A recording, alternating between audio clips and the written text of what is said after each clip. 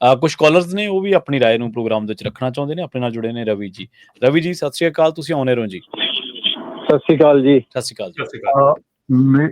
ਮੇਰਾ ਨਾ ਇੱਕ ਕੁਐਸਚਨ ਰਮਨ ਜੀ ਨੂੰ ਹੈ। ਮੈਂ ਇੱਕ ਸਿਚੁਏਸ਼ਨ ਦੱਸਦਾ ਵੀਰ ਜੀ। ਮੇਰਾ ਇੱਕ ਫਰੈਂਡ ਆ, ਉਹਦਾ ਬ੍ਰਦਰ ਆ, ਉਹ ਬਾਕੀ ਆਪਦੇ ਇੰਡੀਆ ਤੋਂ ਆਇਆ ਜੀ। ਉਸ ਭਾਈ ਸਾਹਿਬ ਨੇ ਕਦੇ ਸਕੂਲ ਦੇਖਿਆ ਹੀ ਨਹੀਂ। ਅੱਛਾ, ਠੀਕ ਹੈ ਜੀ। ਉਹਨੇ ਲੈ ਲਿਆ ਸੀਰੀਅਲ। ਉਹਦਾ ਬ੍ਰਦਰ ਕਹਿੰਦਾ ਭਾਈ ਸਾਹਿਬ ਜੀ ਕੋਈ ਬੰਦਾ ਜਾਣ ਪਛਾਣ ਹੈਗਾ, ਇਹਨੂੰ ਟਰੱਕ ਦੀ ਜੋਬ ਰਖਾਓ। ਮੈਂ ਕਿਹਾ ਜੀ ਕੀ ਹੋ ਗਿਆ? ਉਹਨਾਂ ਨੇ ਜੀ ਸੀਰੀਅਲ ਲੈ ਲਿਆ। ਉਹ 4 ਮਹੀਨੇ ਪਹਿਲਾਂ ਆਇਆ। ਨਾ ਤਾਂ ਜੇ ਹੁਣ ਉਹਨੂੰ ਇੰਗਲਿਸ਼ ਆਉਂਦੀ ਹੋਈ ਨਹੀਂ, ਇੱਕ ਅੱਖਰ ਨਹੀਂ ਆਉਂਦੇ, ABC ਵੀ ਨਹੀਂ ਪੜ੍ਹਨੀ ਆਉਂਦੀ, ਜੇ ਉਹਨੂੰ ਇੰਗਲਿਸ਼ ਆਉਂਦੀ ਹੋਈ ਨਹੀਂ, ਉਹ ਸਾਈਨ ਕਿਵੇਂ ਪੜ੍ਹੂਗਾ, ਕਿਵੇਂ ਕਰੇ? ਹੁਣ ਮੇਰਾ ਕੁਐਸਚਨ ਇਹ ਹੈ ਵੀ ਕੋਈ FMCS ਤੇ ਤੁਸੀਂ ਦੱਸਦੇ ਹੋ ਜਾਂ ਕੋਈ DMV ਕੋਈ ਕੁਛ, ਉੱਥੇ ਕੋਈ ਸਕੂਲਾਂ ਨੂੰ ਕੋਈ ਰਿਕੁਆਇਰਮੈਂਟ ਹੀ ਨਹੀਂ ਵੀ ਬੰਦੇ ਨੂੰ ਚੈੱਕ ਕਰੋ ਜੀ ਇਹਨੂੰ ਕੁਛ ਆਉਂਦਾ ਕਿ ਨਹੀਂ ਆਉਂਦਾ, ਵੀ ਬਸ ਇਹਨੂੰ ਆ ਗਿਆ ਜੀ ਜਿਹੜਾ ਵੀ ਇਹਨੂੰ ਲਾਇਸੈਂਸ ਦਵਾ ਦਿਓ ਜੀ, ਦਵਾ ਦਿਓ ਕਰੀ ਜਾਓ। ਮੈਂ ਤਾਂ ਨਹੀਂ ਉਹਦੇ ਨਾਲ, ਜੋ ਟਰੱਕ ਚਲਾਉਂਦਾ ਟਰੱਕ 'ਚ ਜੇ ਮੈਨੂੰ ਦਿਖ ਗਿਆ, ਮੈਂ ਤਾਂ ਉਹਦੇ ਨਾਲ ਆਪਦਾ ਕਾਰ ਲੈ ਕੇ ਜਾਂਦਾ। ਮੈਨੂੰ ਕੀ ਪਤਾ ਕਦੋਂ ਵਿੱਚ ਮਾਰੇ। ਜਦੋਂ ਵਿੱਚ ਮਾਰਿਆ, ਜੇ ਕੋਈ ਪੁਲਿਸ ਵਾਲਾ ਆ ਗਿਆ ਉਹਨੂੰ ਤਾਂ ਕੋਈ ਦੱਸ ਵੀ ਨਹੀਂ ਸਕਦਾ ਵੀ ਇਹਨੇ ਕੀਤਾ ਕੀ ਤੇ ਕੀ ਨਹੀਂ ਕੀਤਾ ਹੈਗਾ। It's so alarming. ਤਾਂ ਮੈਨੂੰ ਇਹ ਦੱਸੋ ਜੀ ਕੋਈ ਹੈਗਾ ਕੋਈ ਪ੍ਰੋਸੀਜਰ ਕਿ ਨਹੀਂ?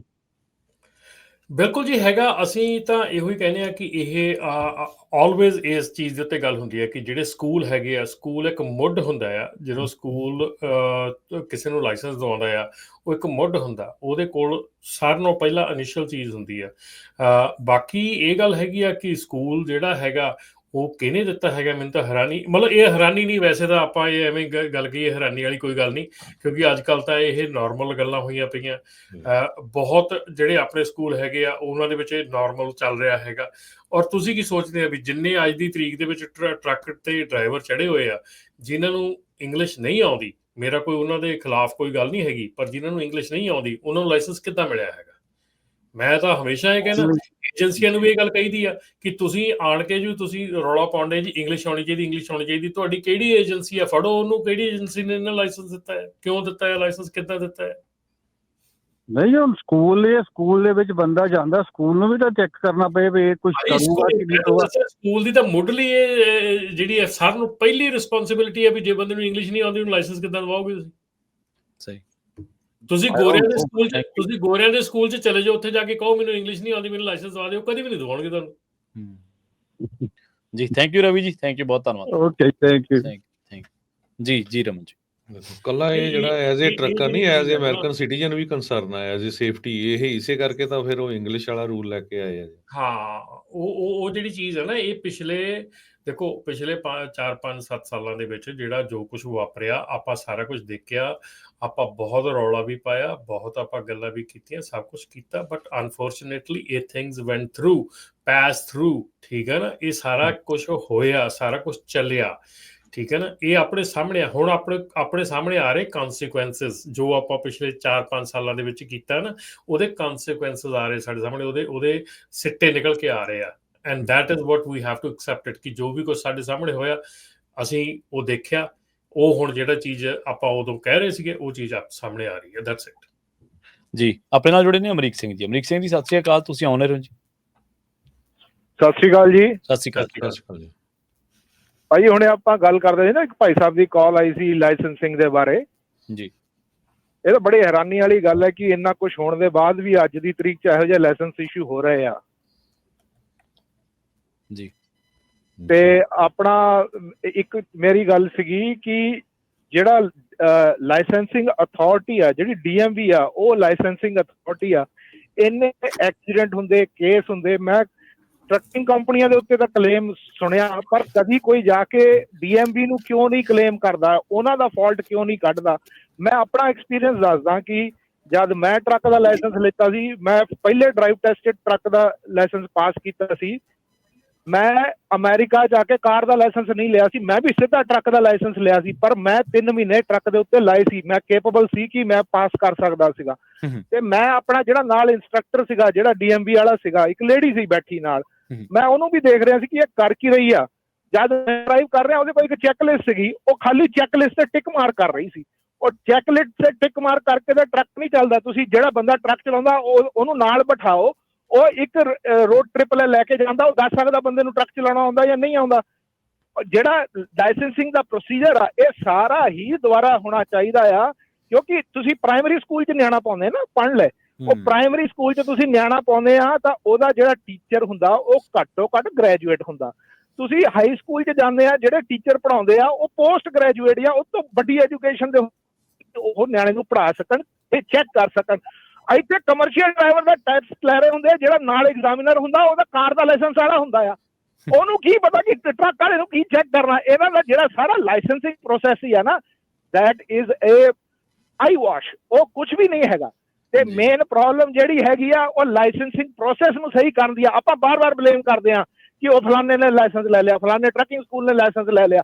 ਉਹ ਜੇ ਤੁਹਾਡਾ ਸਟੈਂਡਰਡ ਹੋਊਗਾ ਤਾਂ ਕੋਈ ਉਹਨੂੰ ਪਾਸ ਕਰਕੇ ਦਿਖਾਏ, ਫੇਰ ਉਹਨੂੰ ਤੁਸੀਂ ਲਾਇਸੈਂਸ ਦਿਓ। ਜਦ ਤੁਹਾਡਾ ਕੋਈ ਸਟੈਂਡਰਡ ਹੀ ਹੈ ਨਹੀਂ ਤਾਂ ਫਿਰ ਜਿਹੜਾ ਮਰਜ਼ੀ ਲੈ ਜਾਏ। ਇਹ ਤਾਂ ਓਪਨ ਆ, ਜਿੱਦਾਂ ਬਾਰਡਰ ਖੋਲਿਆ ਸੀ ਨਾ ਉਦਾਂ ਹੀ ਆ ਟਰੱਕ ਲਾਇਸੈਂਸ ਓਪਨ ਹੈਗੇ, ਜਿਹੜਾ ਮਰਜ਼ੀ ਆਏ ਤੇ ਜਿਹੜਾ ਮਰਜ਼ੀ ਲੈ ਜਾਏ।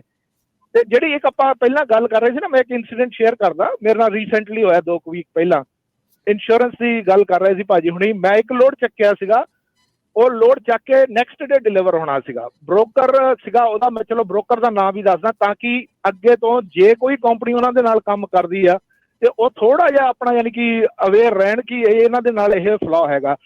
ਬ੍ਰੋਕਰ ਸੀਗਾ ਸਪੌਟ ਦਾ, ਉਹਨਾਂ ਦਾ ਸਾਰਾ ਕੰਮ ਕੰਪਿਊਟਰ ਤੇ ਆਟੋਮੇਟਡ ਆ, ਠੀਕ ਆ ਜੀ। ਉਹਦੇ ਥਰੂ ਹਾਲਾਂਕਿ ਬ੍ਰੋਕਰ ਨਾਲ ਵਰਬਲੀ ਵੀ ਗੱਲ ਹੋਈ, ਸਭ ਚੀਜ਼ਾਂ ਕਨਫਰਮ ਹੋਈਆਂ, ਰੇਟ ਕਨਫਰਮੇਸ਼ਨ ਆ ਗਿਆ, ਨੈਕਸਟ ਡੇ ਡਿਲੀਵਰੀ ਇੰਨੇ ਵਜੇ ਦੀ। ਜਦ ਡਿਲੀਵਰੀ ਤੇ ਗਏ ਤਾਂ ਡਿਲੀਵਰੀ ਵਾਲੇ ਕਹਿੰਦੇ ਵੀ ਇਹਦਾ ਅਪਾਇੰਟਮੈਂਟ ਹੀ ਹੈ ਨਹੀਂ।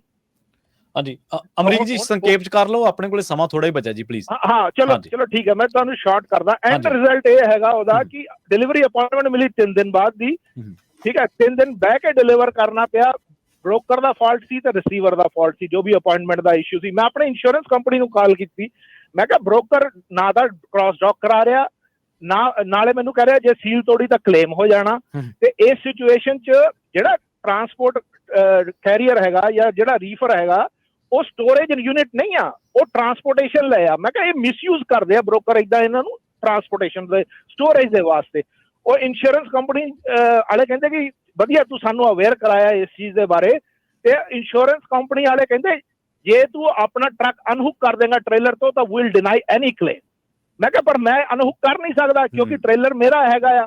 ਪਰ ਉਹਨਾਂ ਨੇ ਇਨ ਫਿਊਚਰ ਲਈ ਇਹ ਗੱਲ ਕੰਸੀਡਰ ਕਰ ਰਹੇ ਆ ਕਿ ਬਾਕੀ ਵੀ ਜੇ ਕਿਸੇ ਨਾਲ ਹੁੰਦਾ ਤਾਂ please let your insurance company know ਕਿ ਏਦਾਂ ਟ੍ਰੇਲਰ ਨੂੰ ਸਟੋਰੇਜ ਲੈ ਬ੍ਰੋਕਰ ਤੇ ਰਿਸੀਵਰ ਸ਼ਿਪਰ ਮਿਸਯੂਜ਼ ਕਰਦੇ ਆ, ਤਾਂ ਕਿ ਇਨ ਫਿਊਚਰ ਜੋ ਇੰਸ਼ੋਰੈਂਸ ਕੰਟਰੈਕਟ ਬਣਦੇ ਆ ਉਹਨਾਂ ਦੇ ਵਿੱਚ ਇਹ ਕਲੌਜ਼ ਪਾਇਆ ਜਾਏ ਕਿ ਜੇ ਰੇਟ ਕੰਟਰੈਕਟ ਦੇ ਹਿਸਾਬ ਨਾਲ ਇੰਨੇ ਟਾਈਮ ਦੇ ਵਿੱਚ ਲੋਡ ਅਨਲੋਡ ਨਹੀਂ ਹੁੰਦਾ ਤਾਂ ਉਹਦੀ ਇੰਸ਼ੋਰੈਂਸ ਦੀ ਕੋਈ ਰਿਸਪੌਂਸਿਬਿਲਟੀ ਨਹੀਂ ਹੈ। ਥੈਂਕ ਯੂ ਜੀ। ਥੈਂਕ ਯੂ, ਬਹੁਤ ਧੰਨਵਾਦ।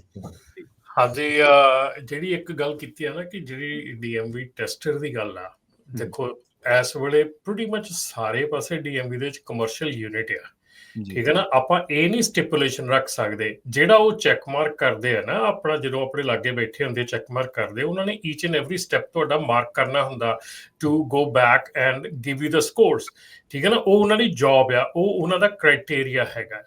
ਆਪਾਂ ਅੱਜ ਤੱਕ ਮੇਰੇ ਖਿਆਲ ਸ਼ਾਇਦ ਹੀ ਕਿਸੇ ਨੇ ਆਪਣੇ ਜਿਹੜਾ ਟੈਸਟਰ ਹੈਗਾ ਡੀਐਮਵੀ ਦੇ ਵਿੱਚ ਆਪਣਾ ਟੈਸਟ ਲੈਂਦਾ ਹੈਗਾ ਉਹਦਾ ਪਹਿਲਾਂ ਜਾ ਕੇ ਲਾਇਸੈਂਸ ਚੈੱਕ ਕੀਤਾ ਹੋਵੇ ਕਿ ਉਹ ਕਮਰਸ਼ੀਅਲ ਹੈਗਾ ਕਿ ਨਹੀਂ ਹੈਗਾ।